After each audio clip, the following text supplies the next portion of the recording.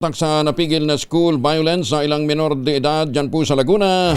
Tinitrace na ng PNP-ACG. Detalye malawa kay Edjel Parosa, RH52. Edjel, good morning. Kuya Angel, patuloy na inimbestigahan ng PNP Anti-Cybercrime Group ang pinagbulan ng indoctrination ng ilang kabataang naikayat na magsagaw ng karahasan sa isang paaralan sa lalawigan ng Laguna. Ayon kay PNP ACG Director, Police Brigadier General Wilson Asueta, hindi pa mabatid kung bahagi ito ng isang extremist group dahil maaring may psychological problem lamang din itong instigador at nais ibahagi sa ilang nahikayat. Nabatid na 7 estudyante edad 15 anyos ang naraski ng otoridad.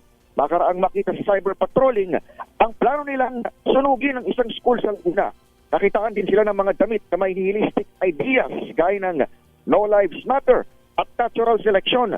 Kwento ni Asueta, nahinok ang mga biktima ng tinawag niyang predator habang sila'y naglalaro sa isang online game. Wala rito, lumipat ang usapan sa ibang platform kung saan umano pinagbasa at pinapanood ang kabataan ng ilang dating insidente ng mass shooting. Inalerto ng PNP-ACG nang una-alerto itong ACG nang mai-report sa kanila ang ilang international partners bago sila nagpasaktolo sa DSWD para sa rescue at karampatang psychosocial support.